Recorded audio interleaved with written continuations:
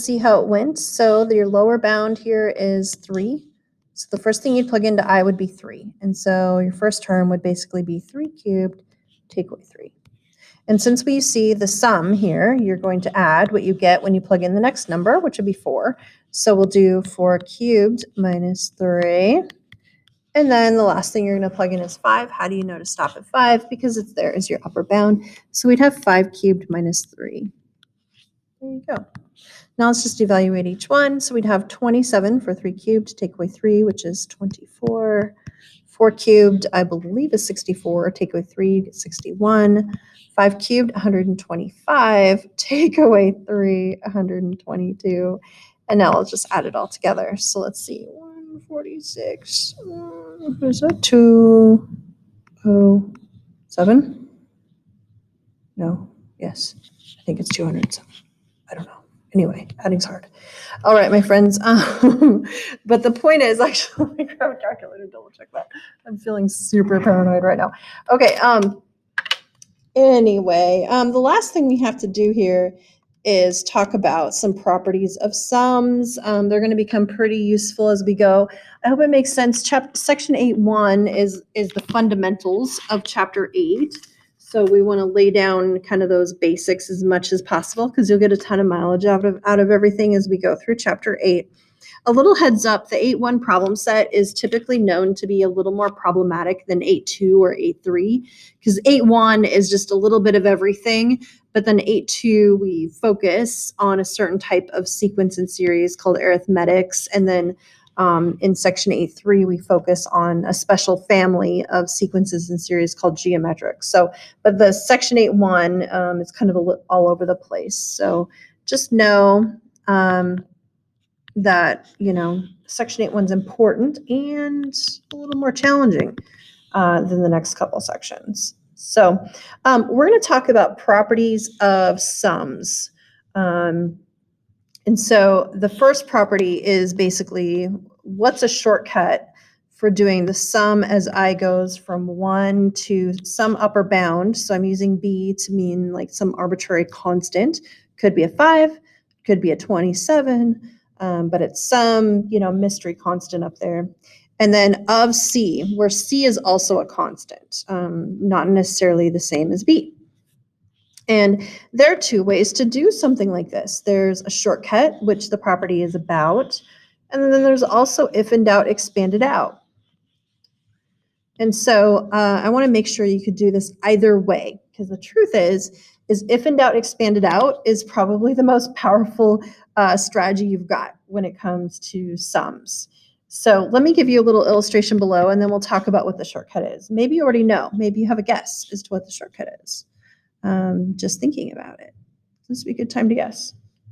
And if not, let's give you an example that would illustrate this. So let's do the sum as I goes from 1 to 4 of 21. So here I'm hoping if the property notation wasn't making sense with the B and the C, this is an example that would fit that pattern. So here B is 4 and C is 21. So let's do the if in doubt expanded out version of this. So what would you get if you plugged 1 in for I in this function rule? Well, there is no I, so there's nothing to change what you'd get. So you would just get 21. What do you get when you plug 2 in for I? Yeah, you get 21 again. This is a constant function. What do you get when you plug 3 in? 21. When you plug in 4, 21. So when it's all said and done, you just ended up getting 4 21s.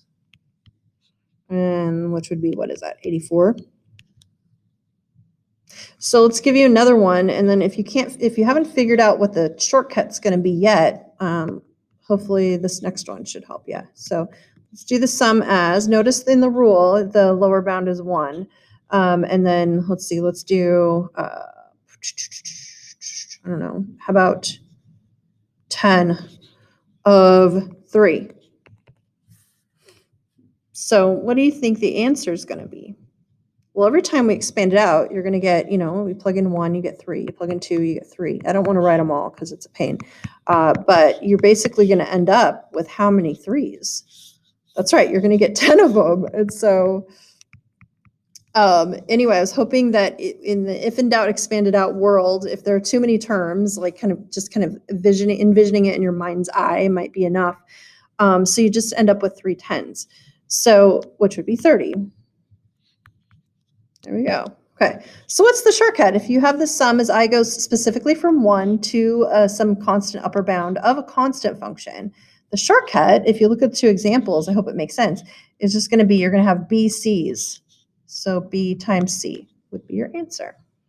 There you go. And that's kind of a nice little one to know. Now, the next property is going to be almost exactly like this one, but your lower bound won't especially be 1. So let's talk about that.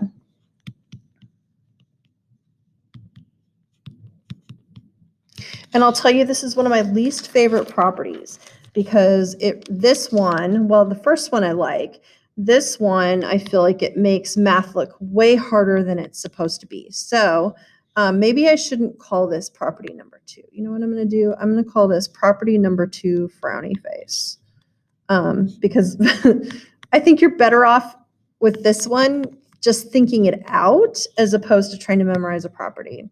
But just notice for property 2 frowny face here, notice that the lower bound is not necessarily equal to a 1. It might be something different, okay? So let's give you an example that illustrates this one. The sum as I goes from, let's keep these kind of close together for this one. Let's do from 3 to 6 of 8. So think about what the answer would be to that, just on an if in doubt, expanded out level. So let's do this. So if you plug 3 in, you get 8. If you plug 4 in, you get 8. If you plug 5 in, you get 8. And if you plug 6 in, you get 8. And then you're supposed to stop. So you ended up with how many 8s? Yeah, 4 of them. And so your answer would be 32. Let's do another one, and then we're going to talk about kind of how to figure out how many 8s would you have in kind of a formula setting. So let's do the sum as I goes from 6 to 11 of 5. There you go. All right, see how that goes for you. All right. Okay, so let's just do the if in doubt, expanded out. So you plug 6 in, you get 5. You plug 7 in, you get 5. You plug 8 in, 5. Plug 9 in, plug in 10, plug in 11. How many 5s did we end up with? Yeah, 6 of them. Okay, so let's talk about how would you, 6 5s that is. So your answer would be 30. So there's a way to jump straight from the sigma notation, skip the if in doubt, expanded out, and then know how many of your constant you're getting. So think about what's the trick. And so you might already have a trick, or your trick might be different than mine, but I'm going to share what mine is and see how it goes. So hopefully this makes sense. So I'm going to go back to the first example. We ended up with 4 8s. So here's the way I think it out. I basically say, you know what? If it didn't start at 3, it started at 1, then I would have had 6 8s. So in my head, I'm like, okay, I knew I would have had 6 8s. But it didn't start at 3. 1. It started at 3. So that means that I missed out on 2 of the 8s, right? I didn't plug in 1 or 2. So instead of 6 8s, I would have 4 8s. And then I could get to the 32. Okay, so let's think about, I want to make sure you can think this way because when I write the property, it just looks ridiculous. Anyway, okay, so now how about this one? We ended up with 6 5s, right? So here's a way to think it out. Like if your lower bound wasn't a 6, if it was a 1, whoops, let's see, if that was a 1, you would have had how many 5s? You would have had 11 of them. but your lower bound wasn't a 1, it was a 6, which means that you didn't get 5 of the 5s, right? Because you never plugged in 1, 2, 3, 4, or 5. So instead of having 11 5s, you would have 6 5s. All right, let's see if that makes sense. All right, so if you thought of it that way, I wonder if you could figure out what the property is up here in this little property number 2 frowny face. Like, what are you going to do here? So if your index was 1, if your lower bound was 1, then you would have had how many C's? You would have had B C's, right? But you didn't start at 1, you started at A. So how many did you miss out on? So you would have had B C's, but you'd miss out on how many C's? That's right, not A, but A minus one of them. You missed out on that many C's. So this is one way to think of the property. Another way to think of it would be where we factor C out, maybe on the right side. And so we'd end up with B minus A plus 1. That's the way the property looks, I think, when it's in the textbook. So there you go. If you don't memorize that one, that's super okay with me, as long as you do have a way to get these answers quickly. Because if, for these examples, if in doubt, expand it out, worked really well. But if I start changing your upper bound to be like 111 instead of 11, then all of a sudden you might want a shortcut. So hopefully that makes sense. Okay. Property number 3 is the sum as I goes from A to B of a constant times a function of I. And I'm going to come back and kind of fix this notation later, but for now I'm just going to call it a function of I. And there's a fun little trick you can do in this situation. Now let me give you an example to illustrate what they're even trying to describe here. So here's a little example that fits that description that you see there. The sum as I goes from 2 to 5. I'm going to keep the lower and upper bound close to each other, since we are going to probably expand this out, of negative 31 times I squared. Now before we get going on this sucker, let's kind of match things up. So for this example, what's the A value? The A value is 2. What's the B value? It's 5. What's the constant, that C value? It's negative 31, and the function of I for this example is I squared.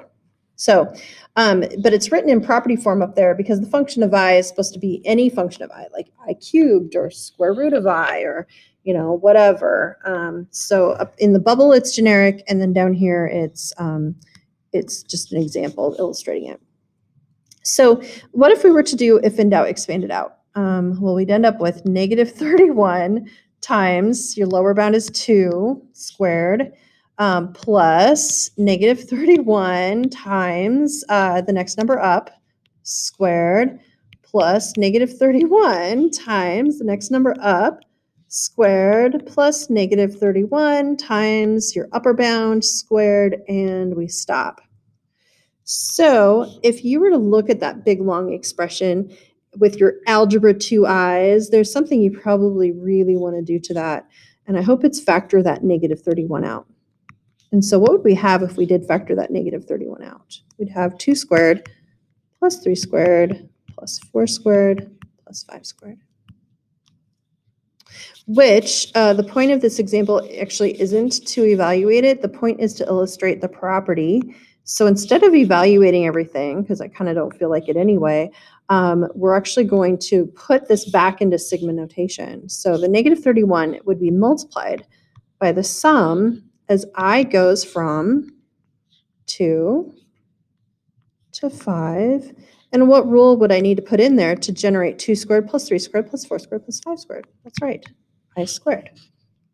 So what I'm trying to demonstrate here is that in general, if you have a sum with a constant multiple in front of a function of I, you could do this fun little shortcut where you factor that constant multiple out in front of sigma. And you end up with something like this. There you go. So in general, we would say that the sum as I goes from A to B of a constant times a function of I is the same as factoring that constant out in front of sigma. And I hope it makes sense. The function of I would have to stay in there. Like, so think about, could you factor the function of I out front? And I hope you're saying, no, that doesn't make any sense. So there you go. So that's property number 3, and it can be a really nice shortcut, especially when we have upper and lower bounds that are really far apart. So that's that one. And then some notation before we move on. In this context, you will not see f of I, you will see a sub I, as in like a function rule used to generate your terms. But it's just a function rule anyway. So in this example, a sub I was I squared. All right, my friends, property number 4.